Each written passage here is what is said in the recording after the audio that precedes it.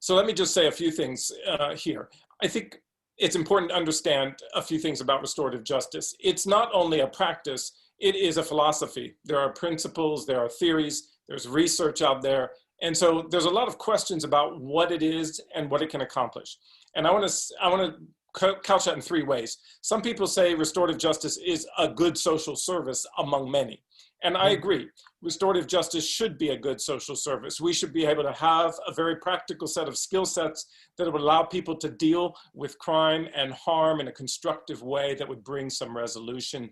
And we as communities should own that process.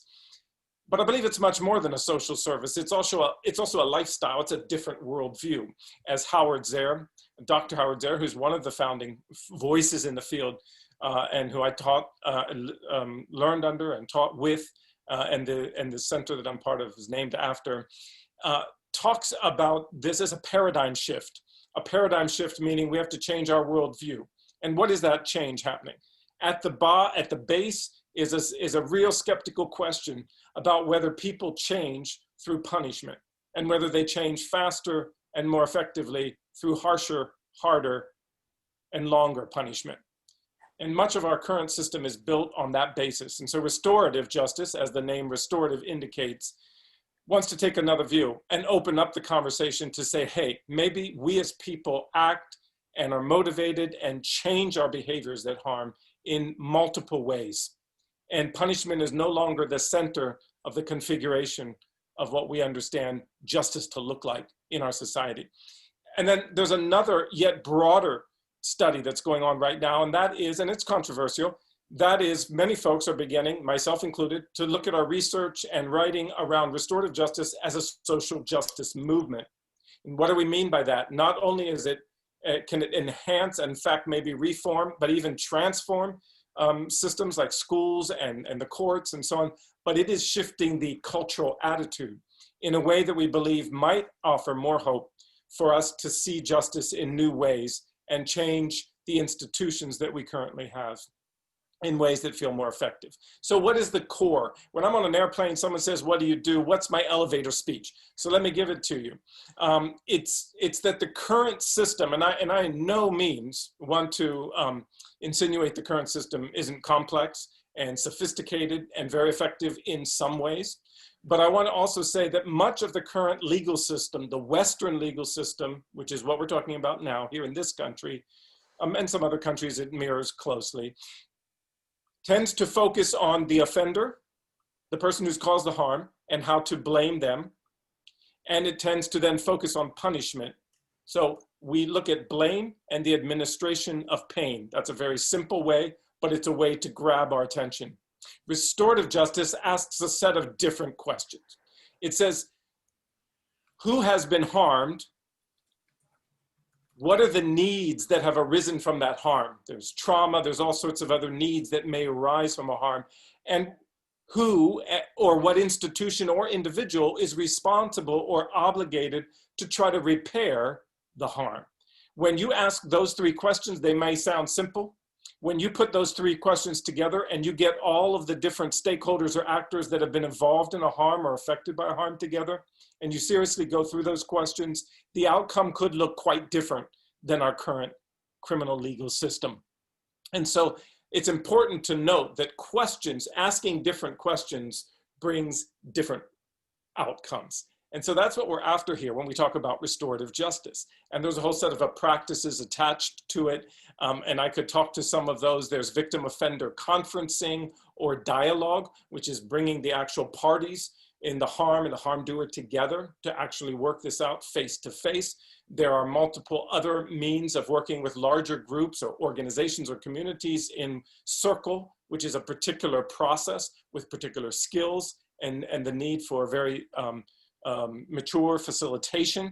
There is application of this now being applied across universities in this country for student conduct issues. And it's in schools, K through 12, as opposed to the regular discipline. There's a whole new set of ways in which we're understanding restorative justice to build a new school culture, a whole school system that is much more effective, we believe, in educating our children in this regard.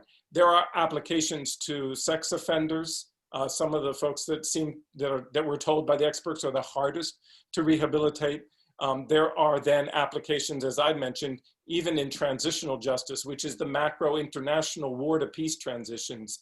And we're seeing effective application as whole countries are trying to move through very, very serious, egregious violence.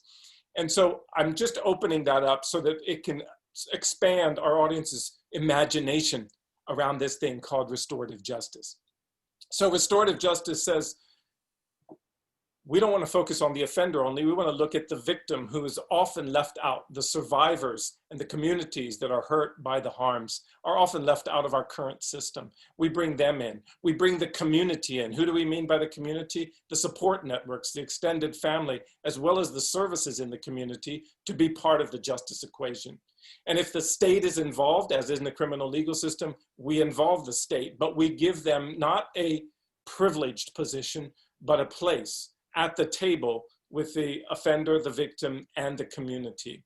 And as each one comes around the table, there's particular responsibilities and obligations, but we believe justice can be served, and it can be served in a much more inexpensive and deeply participatory, which gives the community an ownership to this process called justice.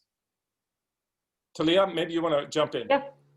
So I think, so thank you, Carl, for setting that framework and to give, I think, a complimentary sort of initial introduction. I too found myself situated around this work in the criminal legal system back in 2001 in Chicago, and really had the privilege of working with folks that are considered the grandmothers of this work in Chicago, Orshra and Cheryl Graves.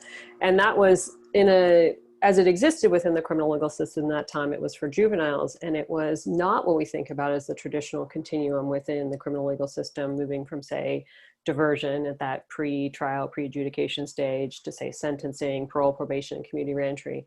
But it was while young folks were being held in confinement in a temporary juvenile facility and actually given the opportunity and space to really re-engage with what their humanity and dignity was. And so loosely defined as a program called Girl Talk.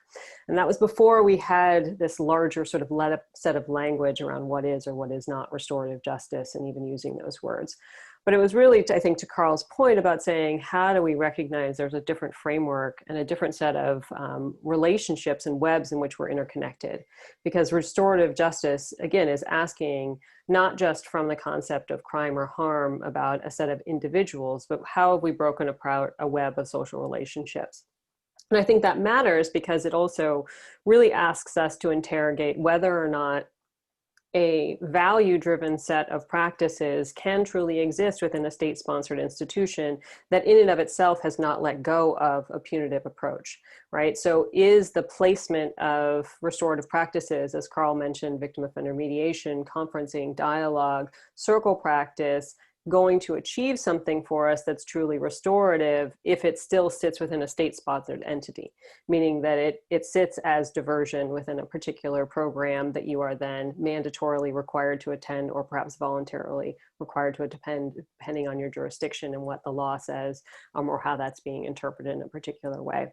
So I think those are the other questions that we really have to ask ourselves, is that within the context of moving to a restorative framework, how and where do we have an approach that is, say, deeply community-centered and has that ownership lying with the community because the community is concerned with that social fabric, moving all the way up to even state-level policy and figuring out how do we operationalize that on the ground and what is the fidelity of practice to that? Because there is nothing worse than putting the label of something restorative on any type of practice and actually doing more harm than good, right? There is never a time where we should call something restorative justice when we're actually just replicating structures of subordination. That is not equity work.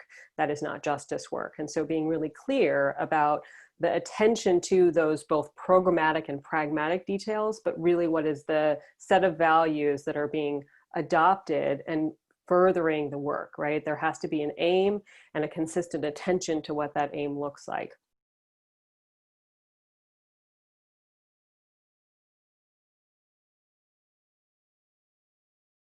Some people have accused restorative justice of somehow being soft or easy or a mercy-based program only. We're very clear that while we center the victim, the one who's been harmed and been affected the most, while their voice is centered in the process, The one who has harmed is also asked to be part of that process for sure. And I like to use the word accountability, whether you like it or not. I think that's a much more appropriate. We're certainly not opposed to holding people accountable. We're certainly not opposed to consequences and feeling the consequences. We're certainly not opposed to a certain amount of internal reflection that may bring people to the point where they feel like they need to change, and restitution and reparation becomes a really important part of that. So it might be monetary, it might be symbolic or otherwise. These are all important aspects of what I would keep under the umbrella of restorative justice by all means. But as I said, I tend to think about accountability. And accountability, people can be held accountable for actions or behaviors that have harmed in many different ways. And this is where the creativity of restorative justice becomes really critical to this conversation.